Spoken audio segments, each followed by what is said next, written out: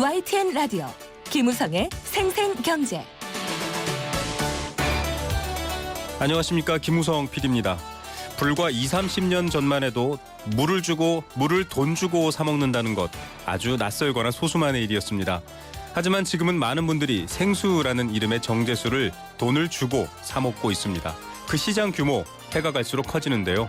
물, 이제 그냥 물이 아니라 경제의 중요한 부분을 차지하게 됩니다. 오늘은 물의 날입니다. 우리나라의 물과 관련된 많은 사업을 담당하고 있는 한국환경공단 이시진 이사장 스튜디오에 모시고 자세한 이야기 나눠보는 시간 마련했습니다. 2016년 3월 22일 화요일 물의 날, 김우성의 생생경제 지금 시작합니다.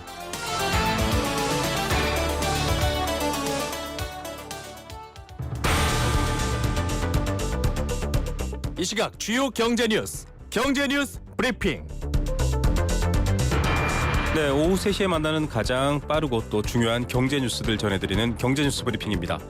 최근 증시에서 코데지 컴바인 이상 급등 논란, 거래소가 이를 막기 위한 대책을 내놨습니다. 담배값 인상 이후에 해외에서 담배를 직구하는 건수가 늘어나고 있다고 합니다.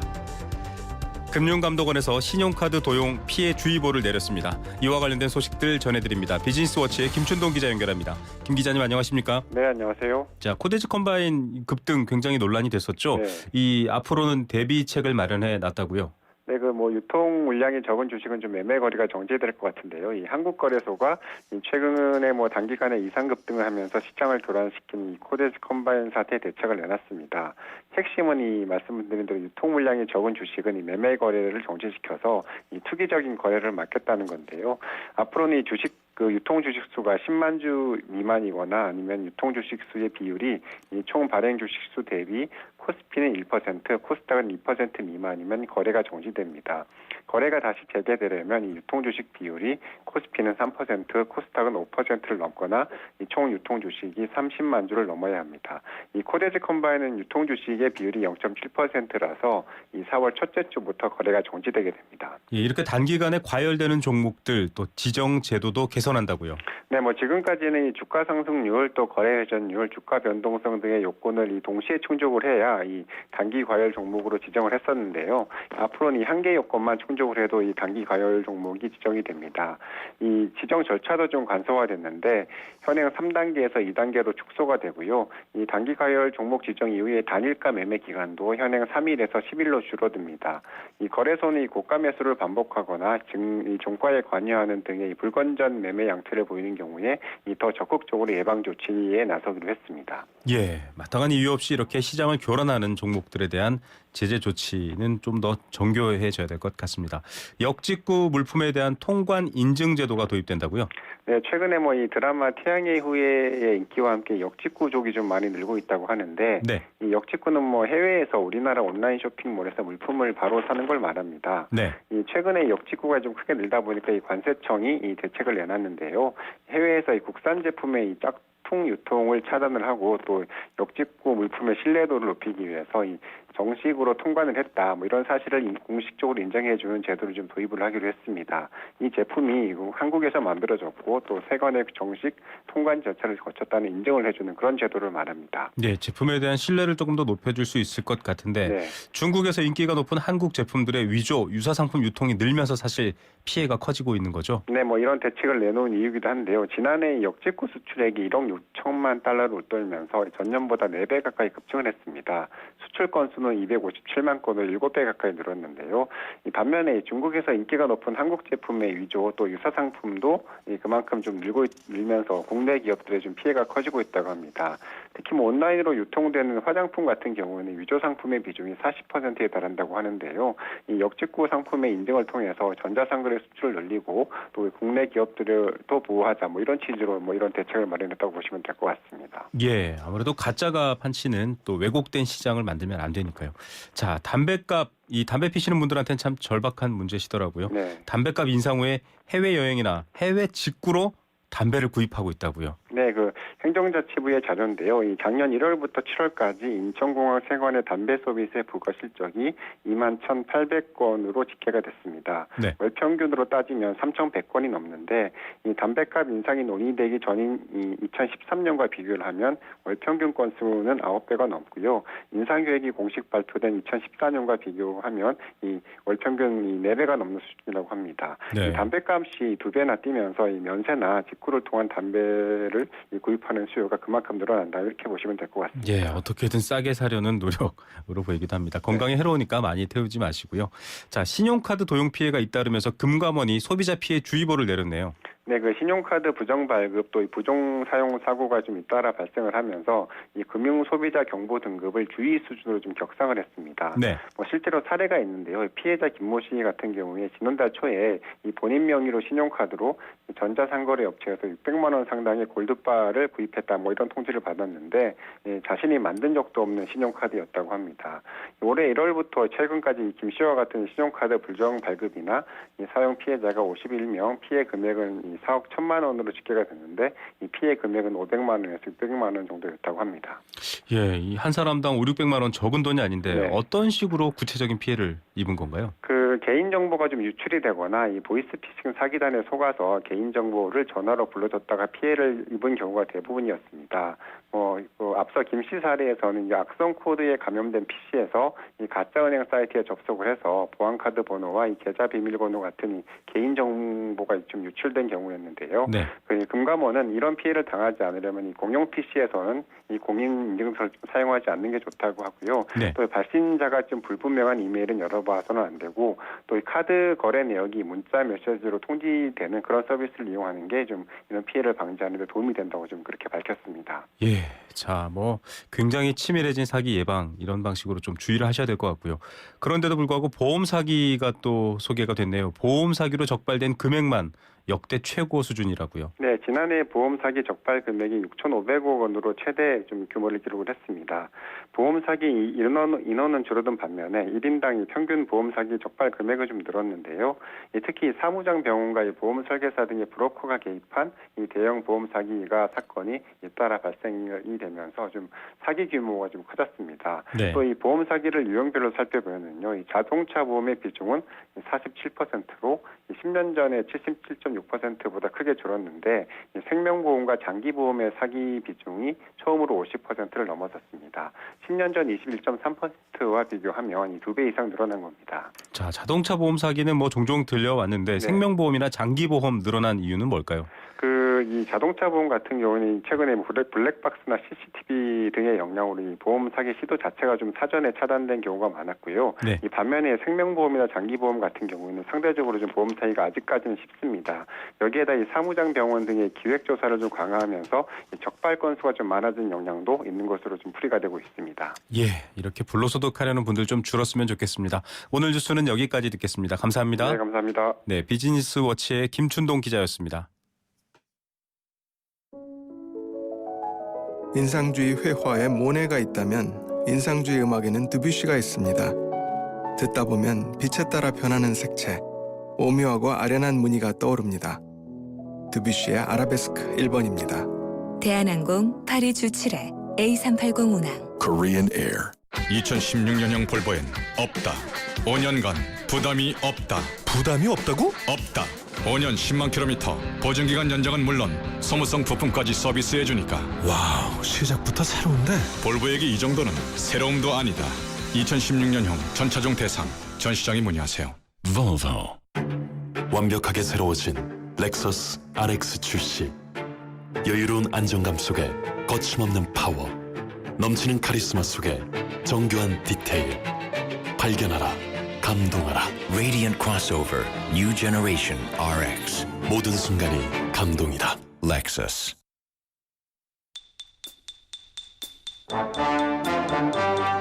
경제 탐구 생활. 생생경제 1부는 포스코와 함께했습니다. 1부 마치면서 퀴즈, 선물, 상식이와 함께하는 경제탐구생활입니다. 정답 맞춰주시면 알칼리수로 건강해지는 내 몸 A수 생수 한 박스 선물로 드리고요. 2016년 매주 목요일 응답하는 여행 스케치 콘서트 나무야 나무야 티켓도 선물 드립니다. 정답은 단문 50원, 장문 100원의 정보 이용료 부과되는 샵 0945. 문자로 참여해 주시면 됩니다. 오늘 퀴즈입니다. 미국 연방대법원이 현지 시간으로 21일 애플 대 삼성전자의 이것 침해 손해배상 사건에 대한 삼성 측의 상고 허가 신청을 폈습니다. 이로써 연방대법원은 올해 10월 초부터 내년 7월 초 사이 120년 만에 디자인 이것 사건에 대한 상고심 구두 변론을 열게 했습니다. 쉽게 말해서 애플과 삼성 서로 이건 내가 먼저 만든 거다, 이건 나의 독창적인 거다라고 소송을 벌이고 있는 건데요. 어떤 소송일까요? 자, 아무도 생각하지 못한 것들이나 새로운 아이디어를 구체적으로 실현해서 이것 등록을 하는 경우도 많죠. 자, 혹은 농담 삼아 얘기할 때도 너 이것 냈냐라고 독점적으로 뭔가 사용하는 사람한테 얘기하기도 합니다. 정답 뭘까요? 보내주십시오.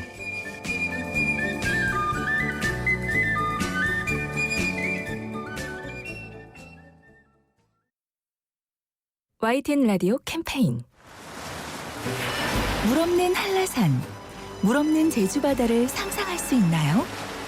제주의 아름다운 자연과 풍경은 깨끗하고 건강한 물이 있기에 가능합니다. 제주를 아름답게 만들어주는 건강한 물은 우리의 몸과 마음도 아름답게 만들어줍니다. 건강한 몸과 마음을 지키는 일, 아름다운 물을 사랑하고 지키는 일에서부터 시작됩니다. YTN 라디오 아름다운 물 캠페인은 광동제약과 제주특별자치도 개발공사와 함께합니다.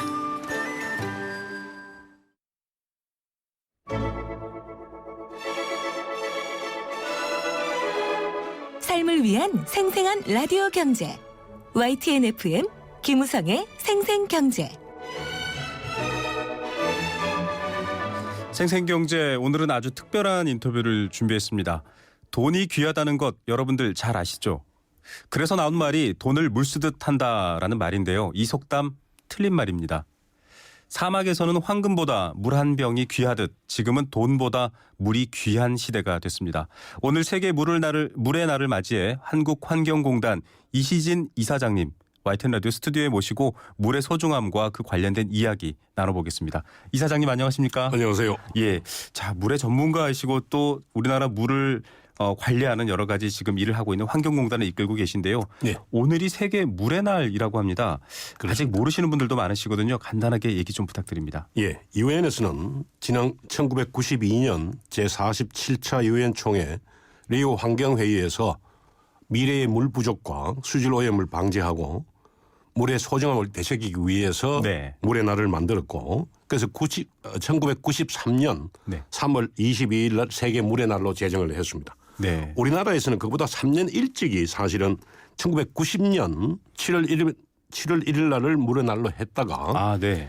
그 95년에 3월 22일 날로 옮겨서 네. 세계 물의 날을 기념하고 있습니다. 예. 그런데 매년마다 세계 물의 날에 그 주제가 있습니다. 네. 올해 물의 주제는 물과 일자리입니다. 물과 일자리요. 예. 네. 이게 왜냐하면 세계 경제 불황을 극복하는데 물을 하나의 수단으로 사용하자 하는 네네. 자료에서 또 일자리도 많이 창출하자는 차원에서 필요합니다. 네. 실제로 개발도상국가에서는 물이 부족해서 발전을 못하는 경우도 있고 네. 물이 많아서 농사를 방해받는 경우도 있고 이렇기 때문에 네. 이는 물을 통제를 함으로 해서 일자리를 만들어보자 하는 차원에서도 주제를 갖고 이야기를 합니다.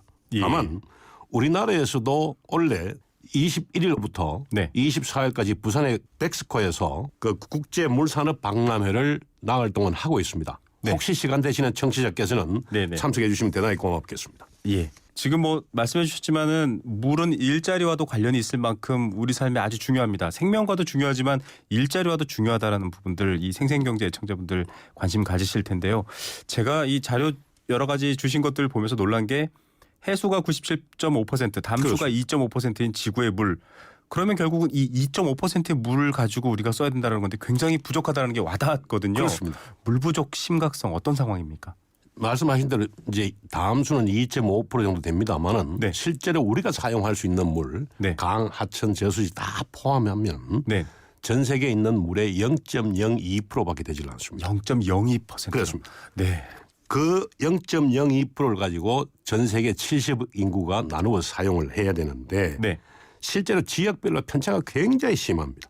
그래서 실례로 전 세계 지표수의 36%가 아시아에 있습니다만은 네. 인구는 60%가 아시아에 있습니다. 예, 그렇죠. 또 하나 아마존강의 물의 양은 전 세계 15%가 있습니다만 네. 인구는 0.4%밖에 없습니다. 네. 지역적으로 편차가 굉장히 심하죠. 굉장히 편중돼 있네요. 예. 네. 또 하나 미래로 보면은 기름 때문에 국제 분쟁이 생겼다면 네네. 21세기는 물 때문에 국제 분쟁이 생길 가능성이 굉장히 많습니다. 네. 그게 결과적으로 물의 부족의 현상을 극명하게 보여주는 예라고 할 수 있겠습니다. 예. 자, 물 하나에 얽혀 있는 게 국제 분쟁부터 시작해서 또 여러 가지 문제들이 많다라는 건데요. 이만큼 심각한 문제입니다. 자, 심각하다라는 건 그만큼 안 좋다라는 건데 그렇습니다. 안 좋다고 하면 그 이유가 있을 거 아닙니까? 그렇습니다. 원인이 있을 텐데요. 어떻게 보고 계십니까?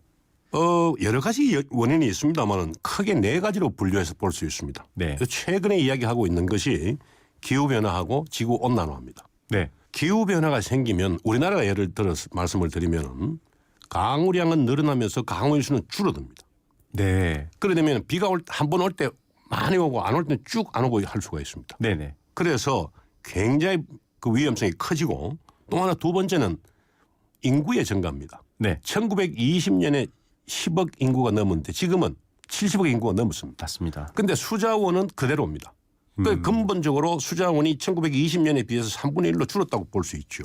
또 하나 세 번째는 도시화와 산업화입니다. 네. 산업화가 되면서 많은 물을 사용하기 때문에 네네.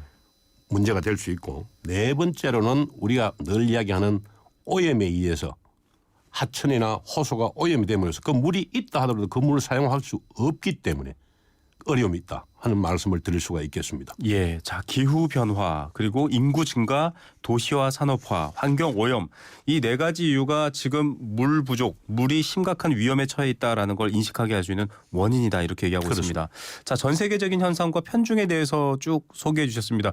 그 이사장님께서도 이런 환경 분야를 전공하고 또 이끌어온 전문가시잖아요. 예, 부끄럽긴 합니다만 예. 제가 1981년에 미국 유학을 가서 지금까지 환경공학을 공부하고 네. 또 교편도 잡고 이랬습니다. 예, 사실 일반인 분들은 환경공학이라는 말도 낯설어요. 그렇습니다. 환경을 공학을 하나 이렇게 생각하실 수도 네. 있는데 지금 말씀하신 이런 물과 자연의 이용과 또 환경과 인간의 공존 이런 것들을 물론이죠. 연구하는 거죠. 사실은 환경공학이 토목에서 분파된 학문이긴 합니다만은 네네. 지금 21세기의 모든 학문 중에 환경공학이 가장 중요한 공학이 아닌가. 네, 맞죠. 또 이게 융합공학이다 하는 말씀을 드리고 싶습니다. 제가 보기에는 생존의 공학이다 이런 말씀도 드릴 수 있을 것 같고요. 말씀하실 수 있겠습니다. 자, 이런 그 전문가적 식견에서 지금 쭉 설명을 해주셨는데 문제는 우리나라입니다. 예, 이 방송은 지금 서울 수도권에 나가고 있으니까요. 이 우리나라 역시 절수를 했을 만큼 가뭄이 심각하고 또 물이 부족해서 굉장히 많은 논란이 일어나고 있기도 하거든요. 우리나라 상황은 어떻고 또 앞으로 어떻게 전개될 것 같나요? 아마 기억하시리라 생각을 합니다만 작년 같은 경우는 굉장히 가뭄해였습니다. 네.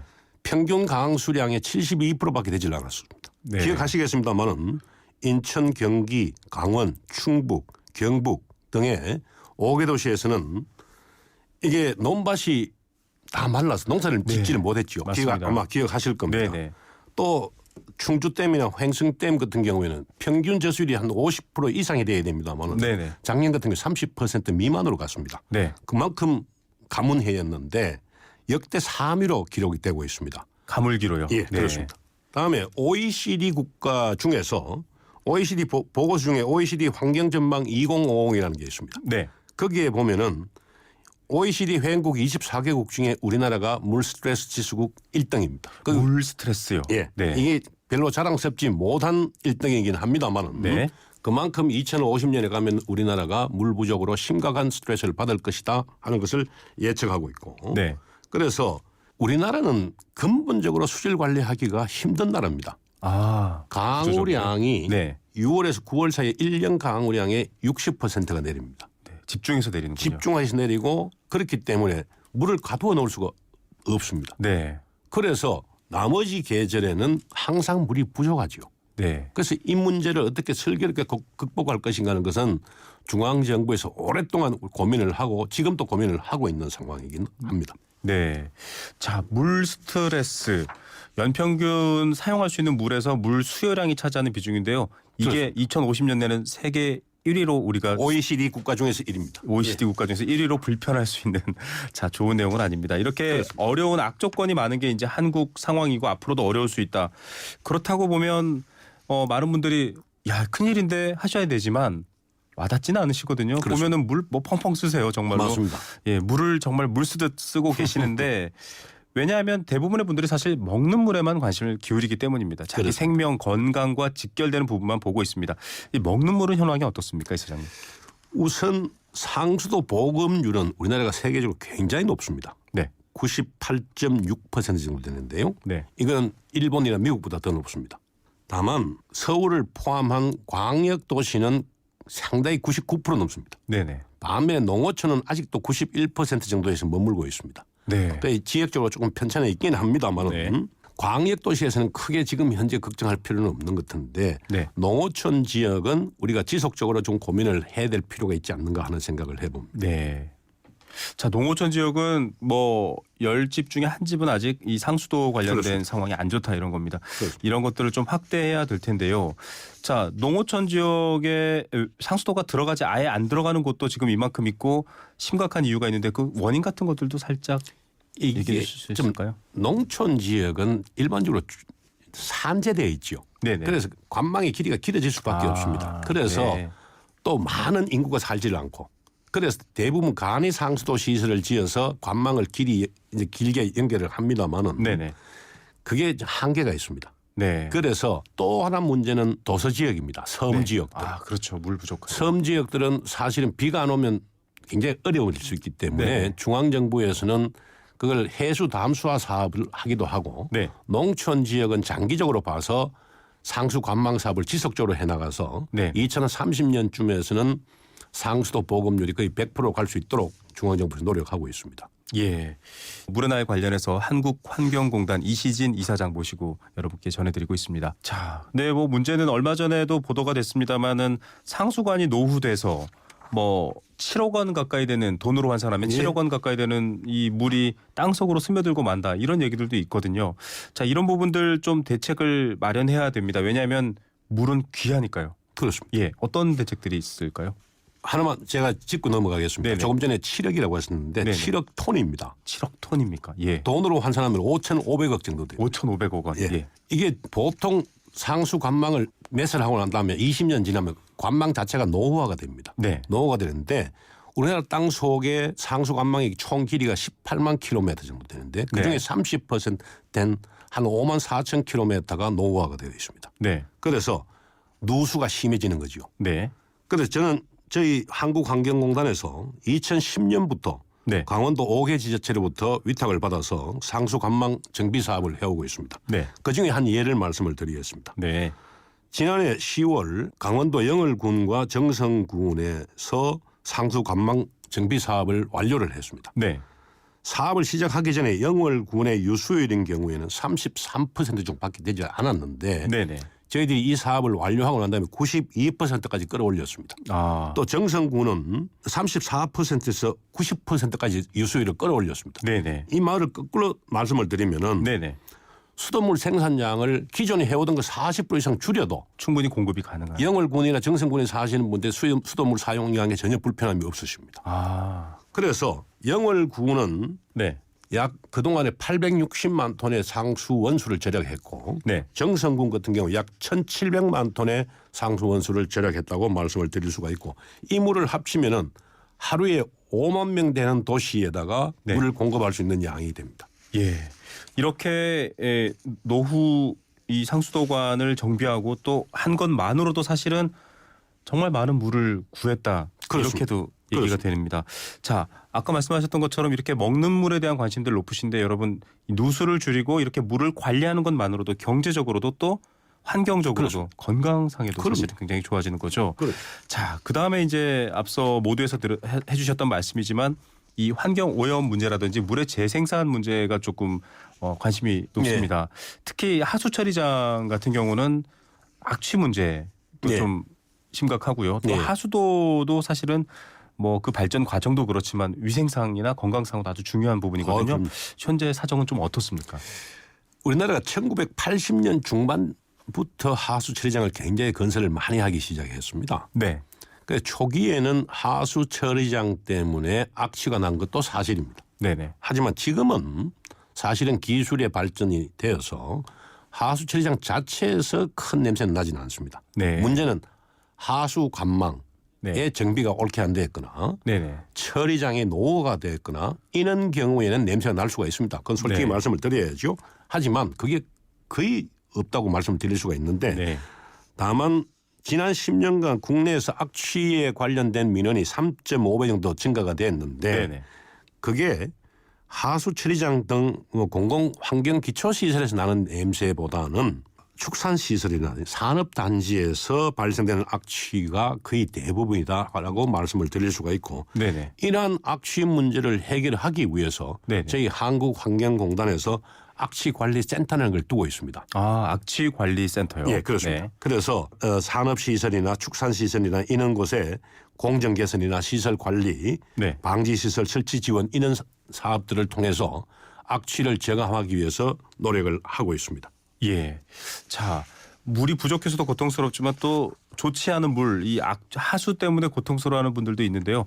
악취관리센터가 있다라는 것 오늘 방송 들으시는 분들 아마 처음 들으신 분들도 있을 겁니다. 이렇게 노력하고 있다라는 것 좀 알아주셨으면 좋겠고요.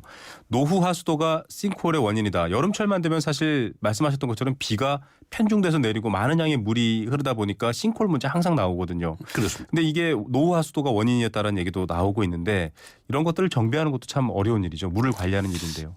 싱크홀의 주 원인은 사실은 지하철 공사나 아니면 대형 건물 공사나 네. 이런 거에 의해서 지하수의 흐름이 방해가 되는 경우에 네. 흘러가야 되는 경우에 흘러가지 못하는 경우가 생깁니다. 예. 그런 경우에 지하수가 흐르던 공간이 비게 되죠. 예, 꼭 집안 침하가. 노후 하수도만이 아니라 여러 이유 때문에 집안 침하가 일어나서 이런 문제가 생길 수 있다. 노후가 원인 중에 하나죠. 네네. 그런데 그것만은 아니다는 말씀을 드리고 네네. 다만 규모가 작든 크든 간에 네네. 집안 침하는 국민이 안전하고 직결되는 문제이기 그렇죠. 때문에 네. 정부에서 철저히 준비를 하셔야 된다고 생각을 합니다. 그래서 환경부와 저희 한국환경공단에서는 작년부터 20년 이상 된 노후 하수 관로를 정밀 실태 조사를 지금 하고 있는 중입니다. 네네. 그 작년 같은 경우에 90개 지자체에 9,580km 정도를 조사를 했고 네. 올해 같은 경우에 약 50개 지자체에 7,000km를 조사를 할 예정에 있습니다. 네네. 그래서 이것이 충분하지는 않을 겁니다만은 네. 이 결과를 보고 더 확대를 할 것인가 말 것인가를 저희들이 정할 겁니다. 네네. 해서 정밀조사 결과에 파손이나 누수 등 결함이 발견되면 적극적으로 조치를 해야 되겠죠. 네. 자, 말씀하셨던 것처럼 싱크홀 문제 관심들이 많으시고 또 걱정이 있으신데 노후 하수도는 그 이유 중에 하나일 뿐입니다. 그런데도 불구하고 이렇게 좀 관리하겠다라고 하니까 좀 안심을 하셔도 좋을 것 같다라는 생각도 들고요. 또 다른 여러 가지 이유들도 찾아야 될 것 같습니다. 그렇습니다. 자, 뭐 깨끗한 물을 계속 쓰고 또 관리하기 위해서 이 지표수 못지않게 땅속의 지하수도 중요하다 이런 그렇습니다. 얘기하고 있습니다. 사실 지하수는 굉장히 중요한 자원이지 않습니까? 그렇습니다. 예, 이런 것들은 어떻게 관리를 하고 있습니까? 이게 우리나라 물 사용량의 약 한 90%가 지표수입니다. 네, 그러니까 10% 정도만 지하수를 사용하고 있는데 지표수는 오염이 되면 눈에 바로 보이기 때문에 적극적인 조치를 할 수가 있습니다. 네, 반면에 지하수는 오염이 되더라도 눈에 보이질 않습니다. 그렇죠. 그래서 땅속에 그걸 있으니까. 우리가 알기까지는 많은 시간이 필요로 합니다. 네네, 그러면 오염의 지역이 굉장히 넓어질 수가 있죠. 네, 그럼 처리 비용 또한 굉장히 커질 수가 있습니다. 자, 하나 예를 말씀을 드리면 2013년에 아마 기억하시리라 생각을 합니다만 강릉의 한 재련 공장에서 페놀이 유출된 사고가 있었습니다. 네네, 이게 정화하는데 그 회사 하나의 잘못이긴 합니다만 정화하는데 최소한 12년 정도 걸릴 것이고 처리 비용은 한 1,000억 이상 들 겁니다. 네, 지하수는 먹는 물뿐만 아니라 주변의 하천 수질에도 굉장히 큰 영향을 미치기 때문에 저희 한국환경공단에서는 토양하고 지하수를 관리하기 위해서 산업단지, 노후주유소, 네, 석유정제업소, 미군 반환기지 등의 오염 우려 지역의 환경조사를 통해서 오염 원인을 네. 지속적으로 정화를 하고 있습니다. 네, 그런데 이게 조금 전에 말씀을 드린 대로 워낙 큰 비용이 들어가기 때문에 그렇죠. 오랜 시간이 걸리고 그렇죠. 한 번에 모든 걸 해결하기가 힘듭니다. 네, 그렇기 때문에 오염되지 않게 저희들이 예방하는 게 훨씬 더 중요하다는 말씀을 드리고 싶습니다. 예, 뭐 물도 마찬가지일 것 같습니다. 낭비하고 나서 다시 이 더러운 물을 깨끗하게 하는 것보다는 애초에 아껴 쓰는 게 그럼요. 좋은 거고요. 자, 이런 물과 관련된 여러 얘기를 오늘 물의 날 관련해서 한국환경공단 이시진 이사장 모시고 여러분께 전해드리고 있습니다. 자, 물과 일자리 앞서 좀 설명을 해주시긴 하셨습니다. 그런데 지금 사실 일자리 문제는 경제 상황이 워낙 어렵다 보니까 관심이 높거든요. 그렇습니다. 예, 조금 더 부연 말씀해 주신다면요. 올해의 주제가 아까 말씀을 드린 대로 물과 일자리입니다. 네네. 전 세계 노동자의 반 이상이 직접적으로 물과 관련된 사업에 종사를 하고 계십니다. 네, 물이 없으면 안 되는. 그렇죠. 네. 발전도 수력 발전도 물이 없으면 안 됩니다. 네. 농사도 물이 없으면 안 됩니다. 개발도상국가는 농사가 가장 중요한 사업이기도 합니다. 그렇죠. 전 세계 사업을 크기를 분류를 해보면은 네. 물 관련 사업이 반도체 사업보다 2배 이상 큽니다. 네. 뭐 제 말이 아니라 영국의 물 전문 조사 기관인 WGI라는 데가 있습니다. 네네. 세계 물시장 규모가 2014년에 5,570억 달러, 2025년에는 약 8,650억 달러로 이야기됩니다. 네. 이게 하나로 환산을 하면요, 약 1,000조가 넘는 시장. 1,000조 원 규모의 물 시장이 그렇습니다. 열려 있군요. 예. 그런데 우리나라는 아직도 약 한 24조 시장밖에 되질 않습니다. 네. 기술은 세계 탑 기술을 우리나라가 가지고 있습니다. 그래서 이 사업을 이용을 해서 국부 창출을 하기 위해서라도 우리나라 물 산업이 해외 시장을 개척할 필요가 있다고 말씀을 드리고 싶습니다. 예. 자, 물 생존을 위한 것뿐만 아니라 이렇게 경제를 위해서도 지금 의미 있다라는 설명을 해주시고 있는데 아예 물 산업이라고 이렇게 불러도 되겠습니다. 그렇습니다. 예, 예. 자, 물 산업에는 뭐 여러 가지가 있을 텐데 물 절약 전문업이라는 네. 것도 있네요. 와스코라고 보통 이야기하는데요. 네네, 와스코. 작년까지만 해도 저희들이 주로 군부대와 그 사업을 했었습니다. 네네. 와스코 사업은 물 절약 전문 업체가 미리 돈을 받고 하는 게 아니고 계약 기간 동안 누수율을 저감하고 네. 절수 시설을 설치해서 자기 자본을 선투자하는 겁니다. 네. 그리고 절감된 상수도 요금에서 투자비를 이제 회수해가는 시스템인데요. 네네. 저희들이 2013년에서 14년까지 세계 군부대와 시범 사업을 추진해서 약 누수량의 90% 이상을 줄였습니다. 네. 줄였고 돈으로 환산하면 약 한 15억 이상이 절약이 되었습니다. 네. 그래서 올해부터는 이 사업을 군부대뿐만 아니라 많은 사람이 있는 대학이나 종합병원이나 네. 다중이용시설에서도 저희들이 이 사업을 확대해 나갈 생각을 가지고 네네. 또 하나 와스코 사업도 중요합니다만 우리가 하수를 처리하고 버리는 물을 재이용하는 사업도 굉장히 중요한 사업 중에 하나입니다. 네. 실례로 포스코에서는 포항시에서 하수 처리장의 처리수를 네. 하루 10만 톤을 재처리해서 그 물을 포스코 공장에서 재이용을 하고 있습니다. 하수 재처리된 물을 공업용수로 다시 그렇습니다. 활용하는 거죠. 그렇습니다. 예. 경제적으로도 아주 유익할 것 같고요. 그렇습니다. 또 환경에도 도움이 될 것 같습니다. 그렇습니다. 여러모로 오늘 물을 둘러싼 이야기 단순하게 생각했다가 경제, 환경 뭐 여러 가지 문제를 이해하게 됐습니다. 끝으로 오늘이 세계 물의 날입니다. 그렇습니다. 청취자 여러분들께 좀 전해드릴 이야기 물을 또 책임지고 있는 한국환경공단 또 책임자로서 얘기 한마디 부탁드립니다. 글쎄요. 제가 오랫동안 학교에서 학생을 가르치긴 했습니다만 저 역시 대한민국 국민의 한 사람으로서 드리고 싶은 말씀은 네. 수자원이 우리나라는 부족합니다. 우리나라가 뿐만 아니라 전 세계 보는 시각으로 보더라도 우리나라는 물 부족 국가 중에 하나입니다. 물을 어떻게 하면 아낄 것인가 고민만 하면은 네. 안 하시는 거랑 똑같습니다. 그렇죠. 생각만 하면. 그렇죠. 네. 고민하시고 그 고민의 결과를 행동으로 옮겨주십사 하는 부탁을 국민 여러분께 꼭 드리고 싶습니다. 예. 자, 물은 우리 생명 또 경제, 사회 모든 걸 둘러싸고 있는데요. 생각만 하시면 안 됩니다. 물 절약하시고 또 이런 부분들에 대한 관심도 높게 가지시면 더 좋을 것 같습니다. 자, 오늘 물의 날을 맞이해서 생생경제 좀 특별한 인터뷰 준비했는데 오늘 말씀 감사드립니다. 고맙습니다. 네, 한국환경공단 이시진 이사장님과 함께했습니다. 세계 경제가 내 주머니 속으로 경제 도미노. 네, 경제하면 걱정이 더 많이 되실 겁니다. 가계부채 1200조 원 넘어섰고요. 지난 2015년 한국의 가계부채 증가 속도 역시 신흥국 가운데서는 중국 다음으로 빠릅니다. 속을 들여다보면 아시아에서 가장 위험하다 이런 얘기도 나오고 있는데요. 이 가계부채 금융시장 전체의 부실을 가져올 수도 있고 또 경제 전체의 활력을 떨어뜨리는데 더 큰 영향을 줄 수도 있기 때문에 많은 분들이 걱정하고 있습니다. 그런데도 이자를 내리기는 어려운 상황이죠. 여러 가지 요건 때문에. 그렇다면 이 문제 어떻게 해결하고 또 어떻게 바라봐야 할까요? 항상 이 부분 관련해서 열띤 얘기를 전해주시는 분입니다. 건국대 경제학과 최백은 교수 연결하겠습니다. 최 교수님 안녕하십니까? 네, 안녕하세요. 네, 자 가계부채 증가 속도 이번 주 초에 지금 뉴스가 계속 나오고 있습니다. 신흥국 가운데서 두 번째라고 하는데 교수님께서는 어느 정도 상태라고 진단하십니까? 예, 우리가 일단 뭐 그 수치상으로는 뭐 그 처분 가능 소득 대비, 그러니까 민간이 그러니까 쓸 수 있는 소득 중에서 소득 대비해 가지고 가계부채 비중이 한 165%로 우리가 집계를 하고 있거든. 지난해 말 기준으로요. 네네.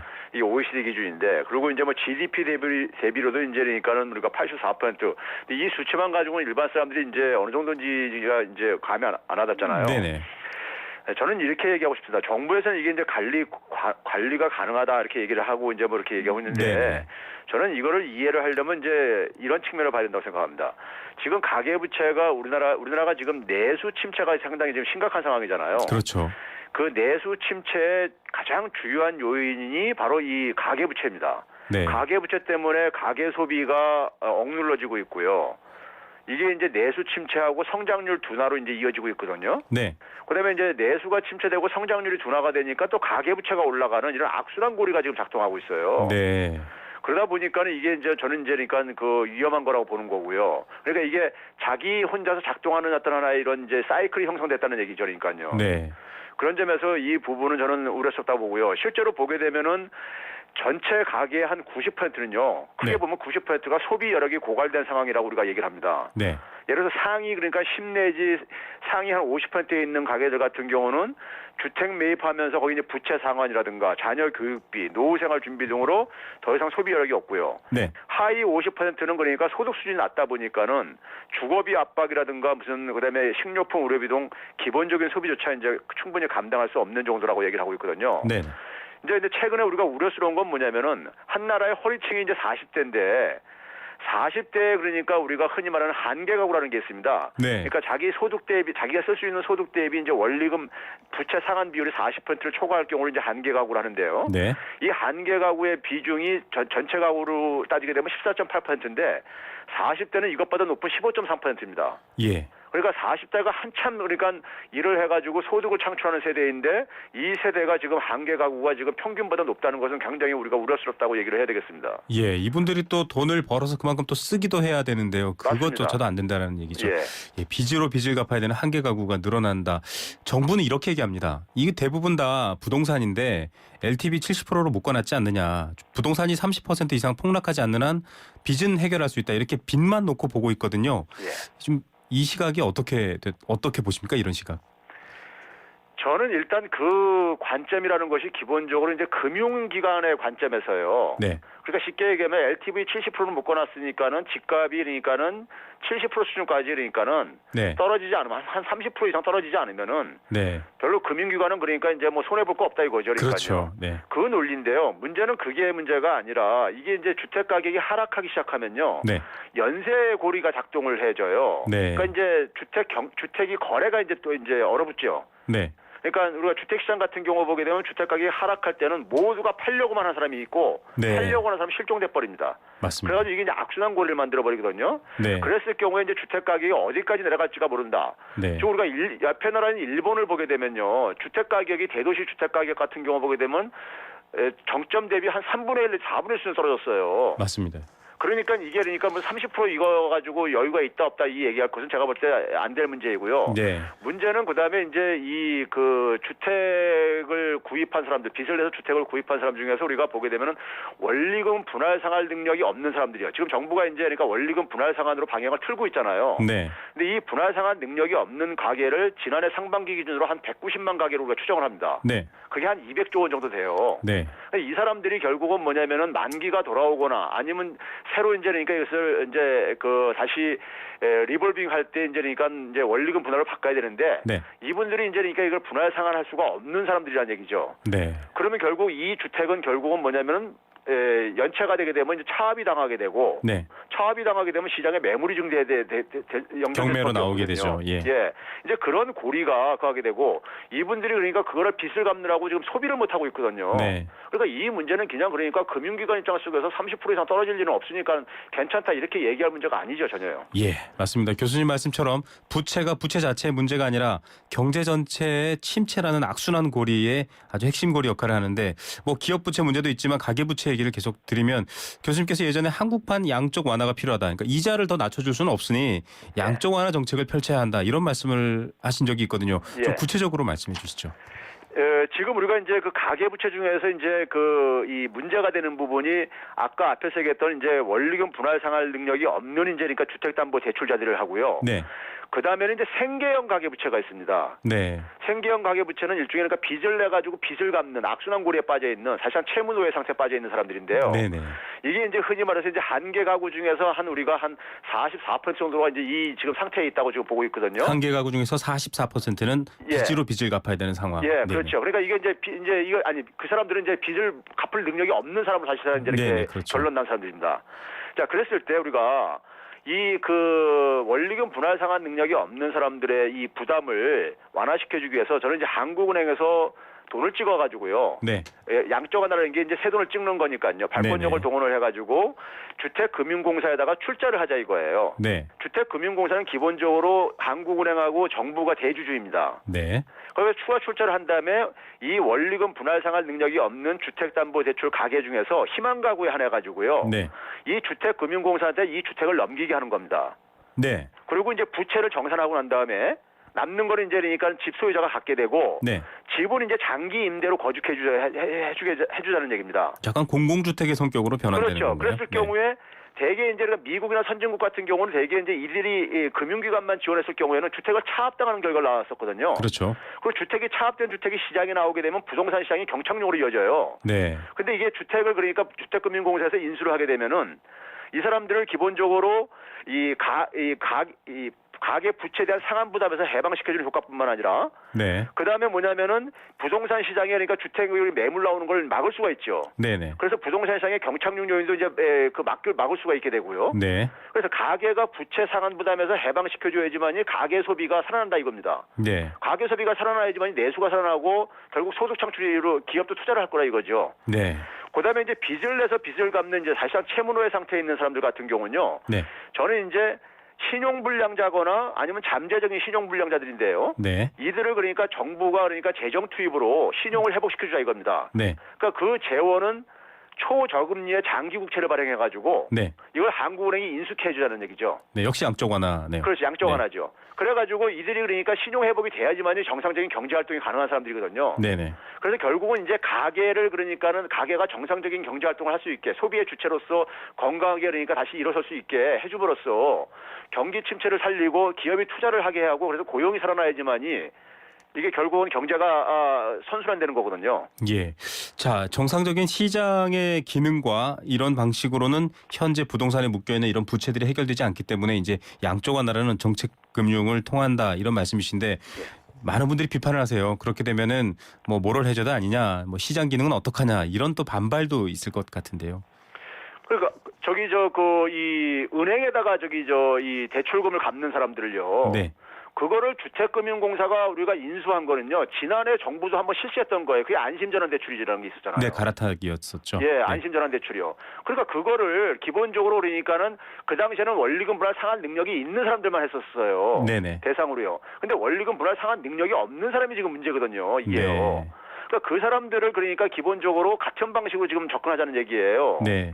그랬을 때 이 사람들한테 그러니까 과도한 혜택을 주는 게 아니라 집값을 그대로 인정을 해줘가지고 네, 가치는 그대로 인정해두고 정산시켜주는 얘기입니다. 네, 맞습니다. 그다음에 이제 어차피 그다음에 이제 이 신용 불량자가 되는 사람들 같은 경우는요. 네. 기존의 정부에서들도 보게 되면은 이게 신용 구제를 하고 있어요. 네. 그러니까 이 사람들을 그냥 방치해놓고 갔을 때 나머지 나머지 가게들도 그러니까는 타격을 볼 수밖에 없어요. 이 사람들이 그러니까는 만약에 주택을 차압당하게 되면 주택 가격이 하락하게 되면 멀쩡한 사람들도 같이 그러니까 이게 부동산 시장이 경착륙돼지면서 경제 위기로 이게 전념돼지게 되면은 전체 경제에 미치는 영향이 굉장히 클 수밖에 없고 우리가 되게 경제 위기라는 것은요 한번 일어나게 되면 비용이 엄청나게 증가합니다. 네, 사전적으로 예방하는 것이 훨씬 비용이 낮다는 것이 우리가 전문가들이 하는 얘기거든요. 네네.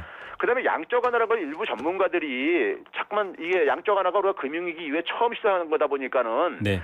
예, 이해가 부족해서 그런데 되게 제로 금리까지 내린 다음에 양적 완화하는 게 아니냐 이렇게 얘기를 해요. 네네. 근데 그건 미국의 경험이고요. 유럽 같은 경우는 작년에 3월 달부터 양적 완화 시작했어요. 그다음에 제로 금리는 최근 했잖아요. 네. 그러니까 이게 그러니까 상황에 따라서 우리는 제로 금리를 선택할 수 없는 나라예요. 금리 인하가 네. 지금 어려운 나라란 말이에요. 그렇죠. 그런 상황 속에서 어차피 통화 완화 정책이거든요, 이것도요. 네. 그다음에 지금 이제 인플레이션 압력이 지금 없는 상황이기 때문에 네네. 지금 적기라는 얘기죠. 예. 거기다가 교수님, 지금 오늘은 전 세계 국가 통화 전쟁을 하고 있단 말이에요. 네. 특히 우리나라가 일본 엔화에 대비해서 굉장히 네, 네. 절상이 있는데 통화 전쟁에 대비해서도 그러니까 통화 완화 정책을 통해서 통화 가치를 우리가 좀 떨어질 수도 있고요. 네. 그래서 교수님. 그러면 이제 수출 경쟁에서 회복이 될 게 아니겠습니까? 예, 맞습니다. 아주 뭐 정말 진심을 담아서 얘기해 주시고 계신데요. 저희가 좀 다음 시간에 이 관련된 내용도 조금 더 부가해서 얘기 듣도록 하겠습니다. 오늘 말씀 여기까지 듣겠습니다. 감사합니다. 네, 감사합니다. 건국대 경제학과 최백은 교수였습니다. 네, 생생경제 포스코 모든 사람이 꿈꾸는 내일 롯데건설과 함께했습니다. 오늘 정답은 특허고요. 2288님, 당산동 배달맨님 당첨입니다. 내일 뵙겠습니다.